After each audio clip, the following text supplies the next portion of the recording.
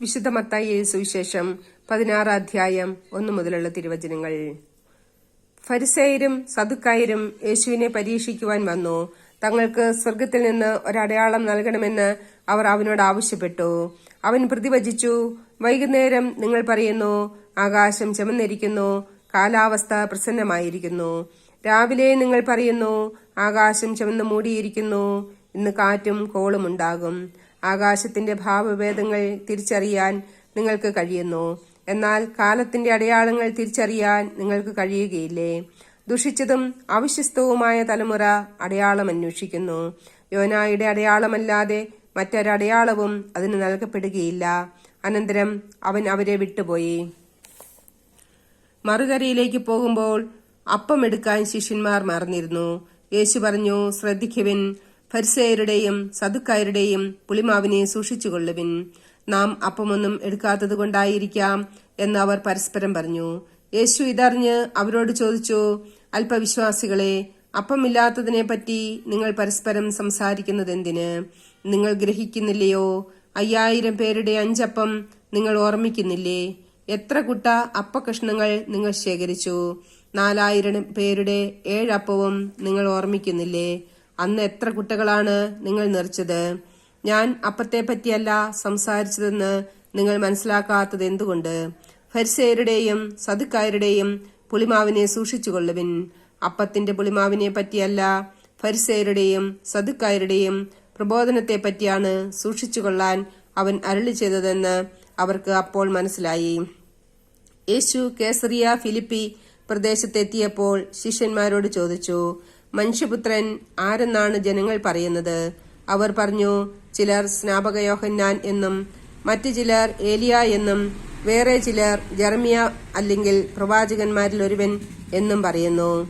അവൻ അവരോട് ചോദിച്ചു, എന്നാൽ ഞാൻ ആരെന്നാണ് നിങ്ങൾ പറയുന്നത്? ശിമിയോൻ പത്രോസ് പറഞ്ഞു, നീ ജീവനുള്ള ദൈവത്തിന്റെ പുത്രനായ ക്രിസ്തുവാണ്. യേശു അവനോട് അരുളി ചെയ്തു, യോനായുടെ പുത്രനായ ശിമിയോനെ, നീ ഭാഗ്യവാൻ. മാംസരക്തങ്ങളല്ല, സ്വർഗസ്ഥനായ എന്റെ പിതാവാണ് നിനക്കിത് വെളിപ്പെടുത്തി തന്നത്. ഞാൻ നിന്നോട് പറയുന്നു, നീ പത്രോസാണ്. ഈ പാറമേൽ എന്റെ സഭ ഞാൻ സ്ഥാപിക്കും. നരക കവാടങ്ങൾ അതിനെതിരെ പ്രബലപ്പെടുകയില്ല. സ്വർഗരാജ്യത്തിന്റെ താക്കോലുകൾ നിനക്ക് ഞാൻ തരും. നീ ഭൂമിയിൽ കെട്ടുന്നതെല്ലാം സ്വർഗത്തിലും കെട്ടപ്പെട്ടിരിക്കും.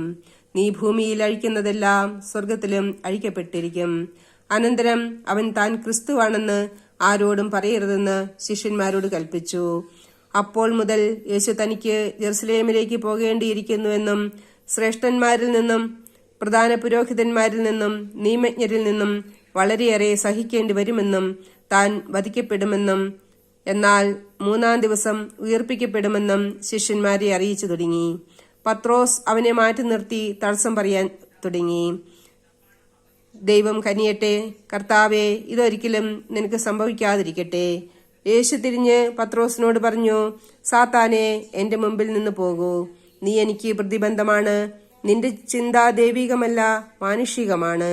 യേശു ശിഷ്യന്മാരോട് അരുളി ചെയ്തു, ആരെങ്കിലും എന്നെ അനുഗമിക്കുവാൻ ആഗ്രഹിക്കുന്നെങ്കിൽ അവൻ തന്നെ പരിത്യജിച്ച് തന്റെ കുരിശുമെടുത്ത് എന്നെ അനുഗമിക്കട്ടെ.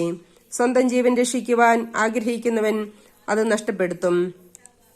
എന്നാൽ ആരെങ്കിലും എനിക്ക് വേണ്ടി സ്വജീവൻ നഷ്ടപ്പെടുത്തിയാൽ അവൻ അത് കണ്ടെത്തും. ഒരുവൻ ലോകം മുഴുവൻ നേടിയാലും സ്വന്തം ആത്മാവിനെ നഷ്ടപ്പെടുത്തിയാൽ അവൻ എന്ത് പ്രയോജനം? ഒരുവൻ സ്വന്തം ആത്മാവിന് പകരമായി എന്തു കൊടുക്കും? മനുഷ്യപുത്രൻ സ്വപിതാവിന്റെ മഹത്വത്തിൽ തന്റെ ദൂതന്മാരോടൊത്ത് വരാനിരിക്കുന്നു. അപ്പോൾ അവൻ ഓരോരുത്തർക്കും താങ്കളുടെ പ്രവൃത്തികൾക്കനുസരിച്ച് പ്രതിഫലം നൽകും. മനുഷ്യപുത്രൻ തന്റെ രാജ്യത്തിൽ വരുന്നത് ദർശിക്കുന്നതിന് മുമ്പ് ഇവിടെ നിൽക്കുന്നവരിൽ ചിലർ മരിക്കുകയില്ലെന്ന് സത്യമായി ഞാൻ നിങ്ങളോട് പറയുന്നു.